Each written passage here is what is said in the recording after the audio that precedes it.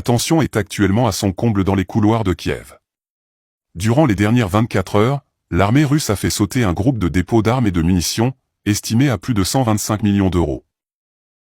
Une frappe aérienne réussit à anéantir un vaste dépôt d'armements ukrainiens dans la région de Kherson. Cette action a entraîné la destruction de plus de 3000 tonnes de munitions, marquant ainsi un tournant significatif dans le conflit en cours entre la Russie et l'Ukraine. Le ministère russe de la Défense a déclaré que le 25 septembre, un missile de croisière air-sol a frappé un dépôt d'armement et de munitions des forces armées ukrainiennes près de Kislyovka, dans la région de Kherson. Cette frappe a provoqué une détonation qui a détruit 12 hangars contenant plus de 3000 tonnes de munitions de différents calibres. Les pertes subies par les forces ukrainiennes au cours des dernières 24 heures sont également significatives. Selon le ministère russe de la Défense, plus de 15 militaires et 10 véhicules ont été perdus sur l'axe de Kherson. De plus, environ 650 soldats ukrainiens ont été neutralisés par les frappes russes et les actions défensives. Parmi les cibles détruites, on compte un chasseur MiG-29 ukrainien, 57 drones, 5 projectiles IMAR et une bombe aérienne JDAM.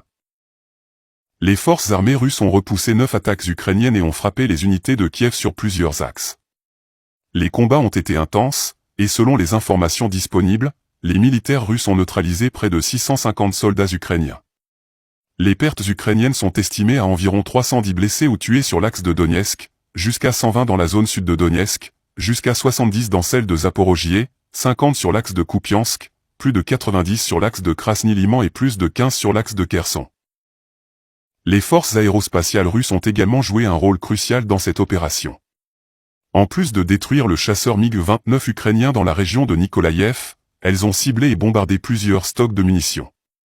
Parmi les pièces d'artillerie occidentales mises hors service, on compte un système d'artillerie américain M777 et un obusier américain M109 Paladin.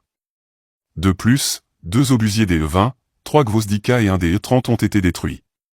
Les défenses anti-aériennes russes ont intercepté 5 projectiles IMAR, une bombe aérienne JDAM, 57 drones et un missile anti-radar arme.